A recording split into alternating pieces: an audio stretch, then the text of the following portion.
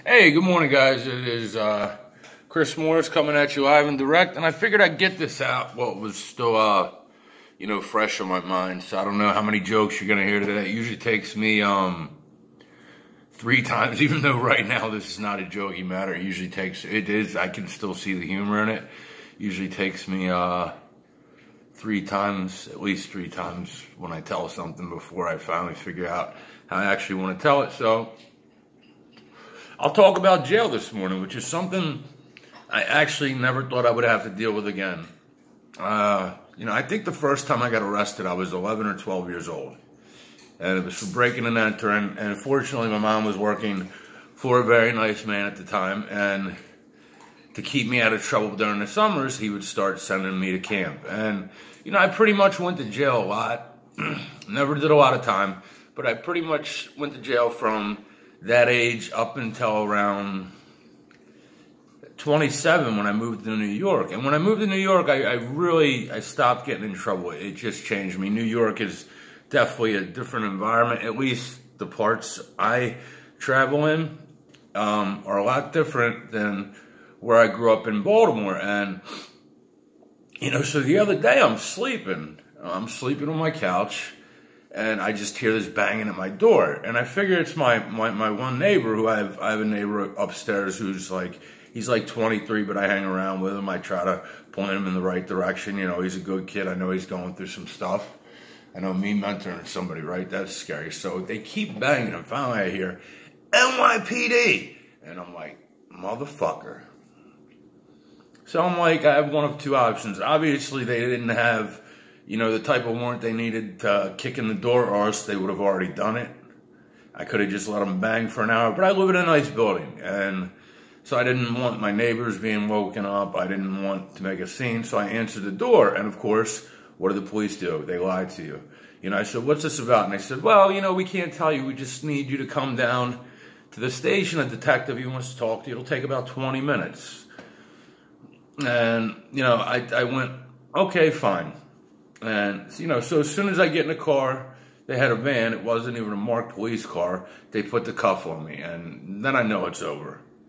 So I get down to the police station, and they put me in a cell. And, so the warrant squad leaves because, they have a bunch of different divisions with the police. And I look at one of the cops in the station, and I said, am I under arrest? And they wouldn't give me an answer for about a half an hour. And finally, a cop comes back, and I said, look, am I under arrest or not? And he said, are you in a jail cell? And I just looked at him, and he said, yeah, you're under arrest. So, and it's just crazy. I forgot the process of being arrested. I forgot just how brutal it is because, not that we all know I'm a scumbag. We all know I'm a piece of shit on so many levels. I'm a struggling alcoholic. I've never been the best father. But I try. I always try, and I'm still trying now. But, so then they take me to central booking, and, so I'm sitting in this cell, and I forgot how similar all central bookings are. There's like 20 of us in this cell, and they literally left me in the cell for I don't know, 24 hours. They're giving us these shitty-ass peanut butter sandwiches 3 times a day, a juice, an orange. And, which is fine. I'm not a big eater anyways. But, we're laying there. You can't change your clothes. You can't shower. You can't ask anybody anything. They wouldn't even tell me what I was charged with yet, which I can't talk about right now. But, so I finally, after being there for 24 hours, I get my bail, which at the time I couldn't get a hold of anybody quick enough to bail me out on the spot, so I ended up in a system for 4 days. And in New York, it's rough. It's not like Baltimore. Baltimore, you catch a charge, you hit the bondsman, you're out within 4 hours. So, we go upstairs, and everybody keeps saying to me, tell them you're a heroin addict. And I was like, why? Because you have a choice in New York, where they send you when you're waiting to go to court. You go to Rikers Island, or you go to what is called the boat. And I didn't realize what the boat was, so I'll get into that. And they're like, tell them you're a heroin addict. And I'm like, I'm not a fucking heroin addict. And for me, that's very personal because I have a lot of friends that are heroin addicts. I know a lot of people, as we all have, if you're from my neck of the woods, that have died from heroin. So they're like, do you do heroin? And I'm like, no. So they send me to this thing called the boat, and I'm just thinking it's a name. I get there, it's an actual fucking boat. It's like an old, big freight train, you know, and mind you, by the time I get there, I'd had the same shoes on for 48 hours at this point, you know, so my feet are smelling awful. I had to throw those shoes out, and I'm on this freezing boat, and the crazy thing about the boat was you could actually feel it rocking when you were sleeping. I guess the waves would hit a certain way, and this is a big boat, but you could still feel it move. It was up in the Bronx, and there's just so many things I forgot about jail. Like, in a way, I'm very grateful that at least I grew somewhat as a person. Not saying I'm a saint. Again, not saying I'm a good person, but, you know, so after sitting in that cell again for like another 12 to 18 hours, they send me upstairs, and the first question they say to me, the CO looks at me before he takes me on the ward, and he goes, "Are you in any gangs?" And I looked at him like he was fucking dumb, and I said, "Seriously, look at my complexion." I said, "Do you see my facial hair? Do you see how pale I am?" In New York, it's only black and Hispanics, and when I say Hispanics, that could be Dominican, Ecuadorian, Honduras, etc. It goes on and on. And I said, "Of course not." So I walk into the unit, and the first guy I bump into, I go, "Hey, buddy, where's the line for the phone? I need to make a call. I'm bailing the fuck out." And he goes, he looks at me, he goes, "Are you in a gang?" And, you know, I'm like, "Yeah, I'm in the IRA. I was like, "Where's all the Irish motherfuckers? We'll start bombing people."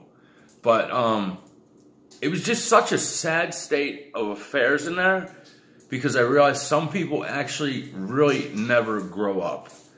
I mean, these are 30 to 50-year-old men who, I didn't even ask what their gang was, if it was MS-13. You know, it was like, there was a couple gangs on the unit. There was, you know, there was the Dominicans who were really running shit in there. And there were Berkeley Stop. And then, you know, there was the Mexican gang, which they were actually the calmest. They stayed to themselves. They actually didn't want any problems at all. And then there was the Puerto Rican gang.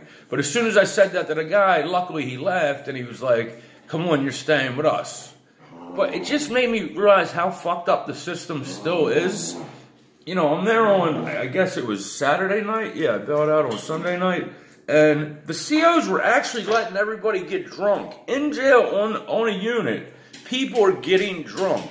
And you're like, well, how does it get in? How do you think it gets in? The COs fucking bring it to them.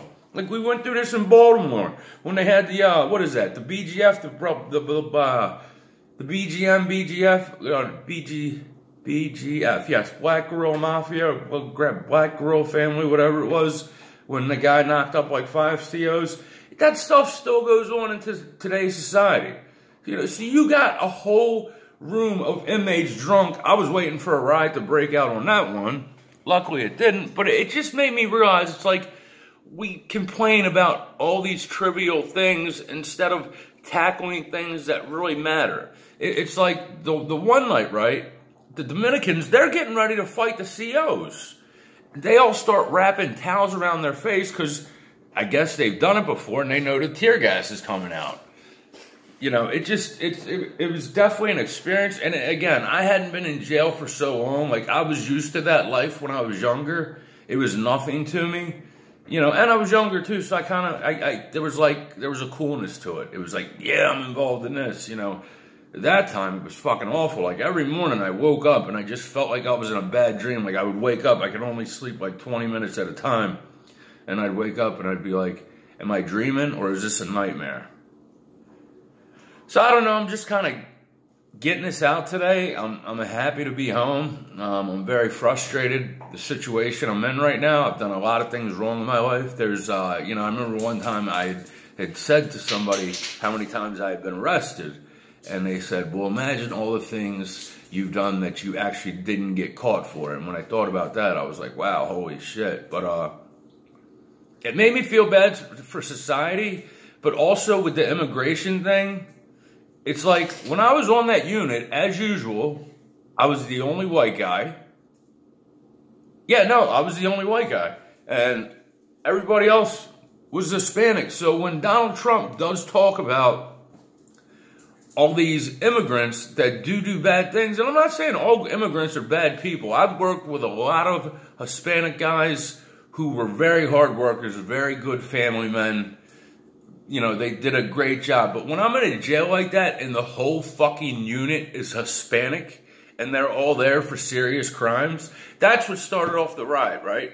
Or almost started off the ride. The guy who I was actually sleeping next to, who was Dominican, really nice guy, right? And they're transporting him, and I don't ask people what they're locked up for, and I'm like, why'd they come in for you? Because eventually they left. You know, the COs didn't want any part of that. Eventually they talked it out and they left, and he said, I'm on parole for murder, and I violated it.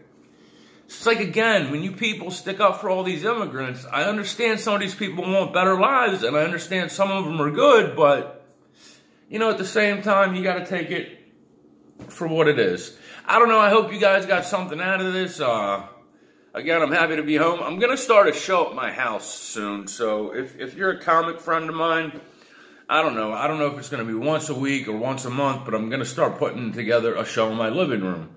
I've seen other people do it. We'll have like 3 comics on. We'll get a host.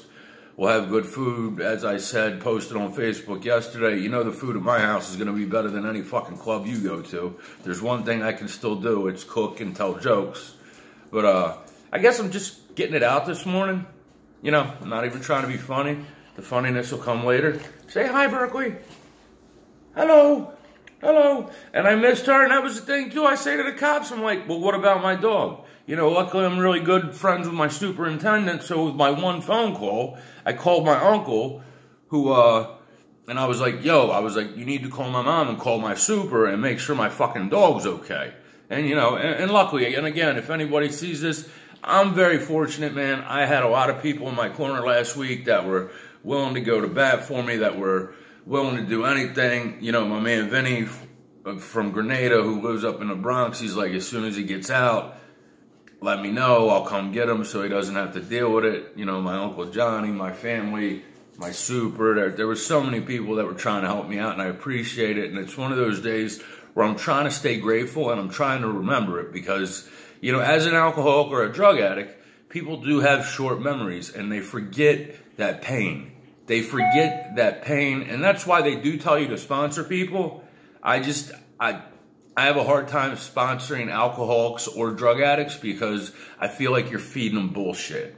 You know, people have been drinking, and I've said this before, and it's always worth saying again. People have been drinking since man first started crushing grapes. The only profession that's probably older than alcoholism is prostitution. So when people talk about fixing this problem, the only way to fix it is to, you know, turn it into prohibition. And you can't do that. It would turn into a black market, you know. It's a debate like abortion, immigration, the gun laws. These are issues we're all always going to argue in America, and they're not going to change. So I don't know why we're still arguing them. But, I don't know. That's about it, guys.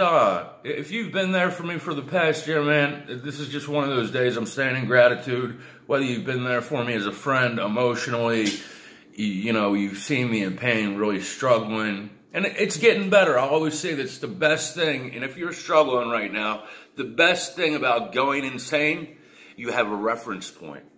You know, and I think it's going to be pretty hard for me to go more insane than I ever did in 2012. I don't know how much more experience I need.